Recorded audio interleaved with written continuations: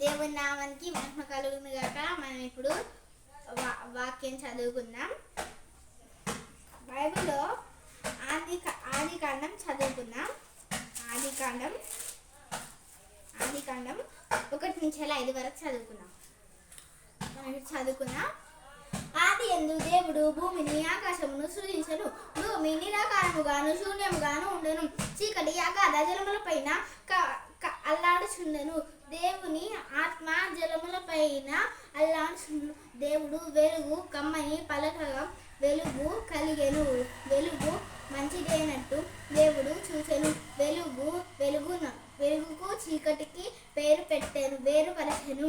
దేవుడు వెలుగు నాకు పగలినియు చీకటికి రాత్రి అనియు పేరు పెట్టెను. అందరినీ దీవించుగాక. ఇప్పుడు మనం దుస్తుల ఆలోచన వేరే వాక్యం కూడా చదువుకుందాం. కీర్తనలు. ఇప్పుడు దేవుడు మొదటి రోజు భూమిని చంద్రుని సృష్టించిండు. దేవుడు ఫస్ట్ దేవుడు భూమిని సృష్టించిండు, ఆకాశంని సృష్టించిండు. రెండవ రోజు రెండవ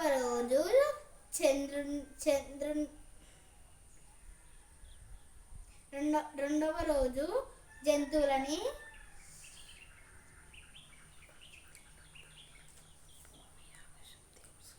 దేవుడు భూమి ఆకాశమును సృజించెను.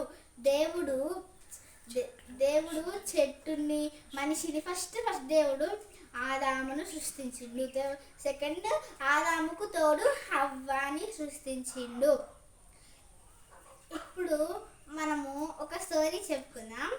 ఏమైందంటే ఒక గ్రామంలో ఇద్దరు యువకులు ఉండేవారు. ఇంటికాడ ఒక ఆమె ఉండేది. ఒకరోజు ఆ జామ పండ్లను అమ్ముకుంటూ వచ్చింది. వీళ్ళిద్దరు చూసిళ్ళు, అజయ్ విజయ్. వీళ్ళిద్దరు చూసి వెళ్ళిళ్ళు. కొన్నామంటే డబ్బు లేవు. వాళ్ళ అమ్మ దగ్గరికి వెళ్ళి డబ్బులు అడిగిళ్ళు. నాకు డబ్బులు లేవంటే వాళ్ళు ఏడ్చుకుంటా వచ్చిళ్ళు.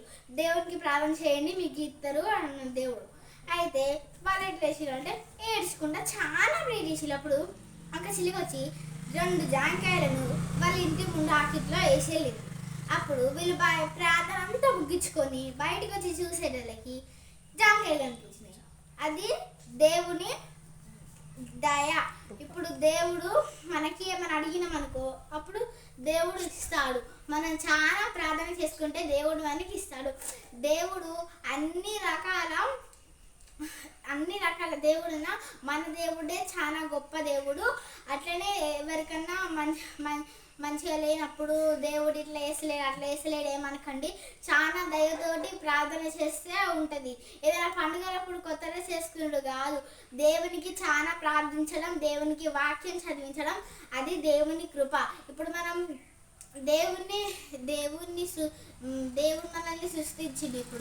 ఇప్పుడు ఒక శాంపుల్ దేవుడు మనల్ని సృష్టించి మనం బాగా ప్రార్థన చేసినాం. అందరికీ సహాయం చేసుకుంటా మనం చర్చి నడుపుకుంటాం. చిన్న గుడిసెలో మనం ఇప్పుడు చర్చిలు నడుపుకున్నాం.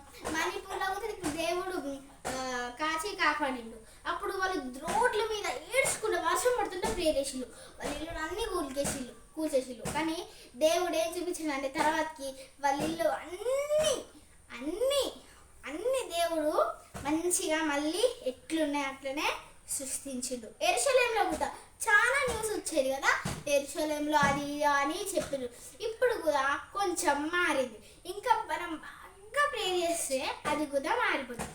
ఎవరన్నా ఇంకా యేసయ్య ఇంకా మనల్ని ఏం అడిగినా ఇస్తాడు. కానీ ప్రార్థన చేసి దేవుని మీద దయ కలిగి ఉంటే దేవుడు మనకు అన్నీ ఇస్తాడు.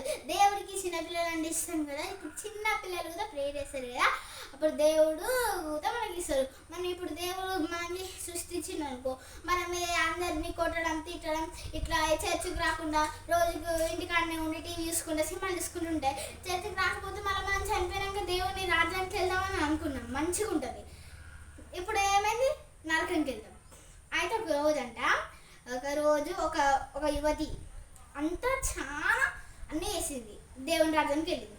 దేవుడు ఇస్తే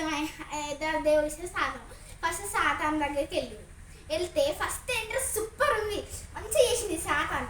చేస్తే లోపలికి వెళ్ళి చూస్తే అబ్బా ఎంత బాగుంది, గార్డెన్లోకి వెళ్ళినట్టున్నది. అట్లా సాతాన్ వెళ్ళి ఇదిగో రొయ్యల కూర చేపల అన్నం కూర తీసుకొచ్చింది, రొయ్యల కూర మంచిగా తిన్నది. తిన్నాక ఒక ఐస్ క్రీమ్ తీసుకొచ్చింది, మళ్ళీ ఒక ఐస్ క్రీమ్ తీసుకొచ్చిండు, 3 ఐస్ క్రీమ్ తీసుకొచ్చిండు. మళ్ళీ వాళ్ళ ఫ్రెండ్స్ మంచిగా గార్డెన్లో ఆడుకుంటున్నారు. ఇది చూస్తే చాలా నచ్చింది ఈ గార్డెన్.